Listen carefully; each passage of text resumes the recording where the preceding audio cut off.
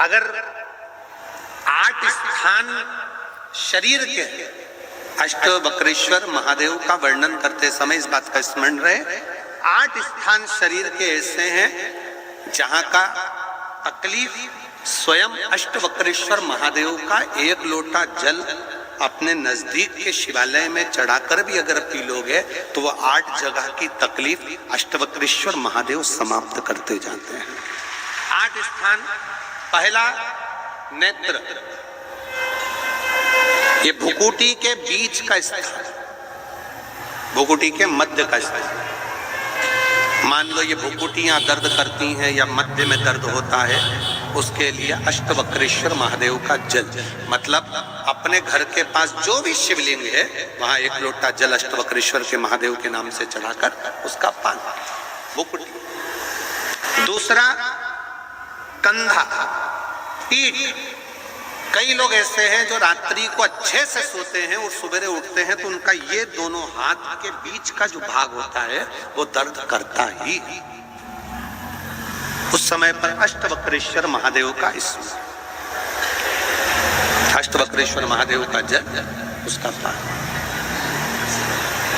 तीसरा, रीढ़ की हड्डी का डॉक्टर बोल दिया कि ये गुरिया खसक गया है, 1 नंबर 2 नंबर 3 नंबर का यदि कोई क्रम खसक गया है तो उस स्थान के लिए भी अष्टवक्रेश्वर। आप ऑपरेशन बाद में कराना, डॉक्टर बोल दिया है आप ऑपरेशन कराओ, मना नहीं है, पर एक बार अष्टवक्रेश्वर महादेव के नाम से दुर्वा बेलपत्र चढ़ाकर, जल चढ़ाकर, सुबह में दुर्वा का सेवन, प्रदोष काल में बेलपत्र का सेवन, और रात्रि को सोने से पहले जो जल अष्टवक्रेश्वर का चढ़ाया हुआ है उसका पान करिए। आपकी रीढ़ की hड्डी का कैसा भी क्रम होगा वो ठीक होना प्रारंभ हो जाएगा। अष्टवक्रेश्वर,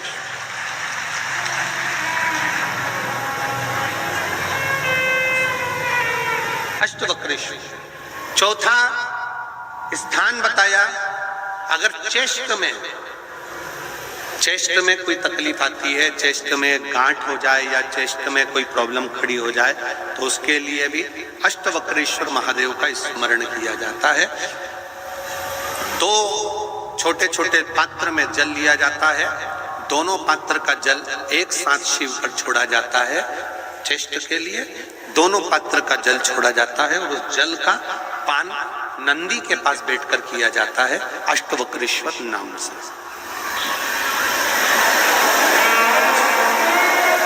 अष्टवक्रेश्वर।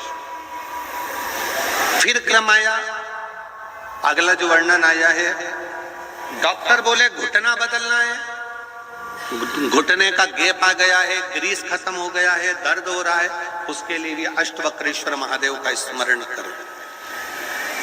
घृत का लेपन अष्टवक्रेश्वर महादेव के नाम से शिवजी पर उस घृत को लेकर आना है। उसी घृत को रात्रि को सोने से पहले थोड़ा सा मुख में चाट कर अष्टवक्रेश्वर महादेव के नाम से फिर अष्टवक्रेश्वर। फिर अगला भाग आया अष्टवक्रेश्वर के अंतर्गत, यदि इस गले से जुड़ा हुआ कोई रोग उत्पन्न होता है तो भी अष्टवक्रेश्वर का ही स्मरण किया जाए, जल का पान अष्टवक्रेश्वर। और 8वें स्थान के रूप में जो पिड़ली के घुटने से नीचे के जो भाग होते हैं उसके लिए अष्टवक्रेश्वर महादेव पर 7 दुर्वा, 7 बेलपत्र और 7 अक्षत शिव को समर्पित कर बेलपत्र का पान 7 दिन तक लगातार उसी भाव में अष्टवक्रेश्वर महादेव का नाम लेकर किया जाए। अष्टवक्रेश्वर।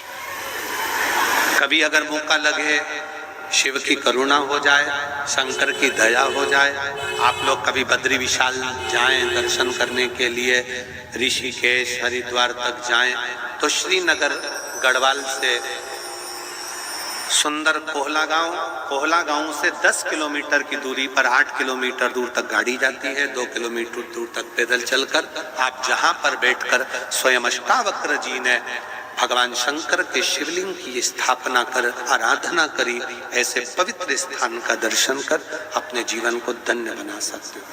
बोल अष्टावक्रेश्वर महादेव की। तीन महादेव के नाम का स्मरण अच्छे से रखिएगा।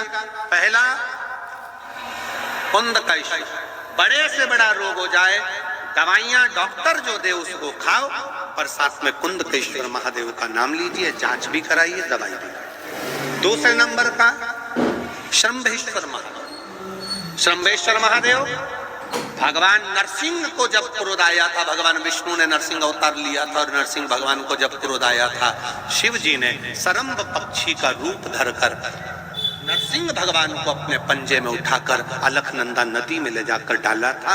इसलिए आज भी जब हम बद्रीनाथ जाते हैं, राइट में पुल पे से जाते समय जो ताप्ती कुंड है जिसमें से पानी गर्म निकलता है, उसके ठीक नीचे एक शिला का दर्शन करते हैं। वो शिला नरसिंह शिला कहलाती है और शंभेश्वर महादेव का स्मरण किया जाता है।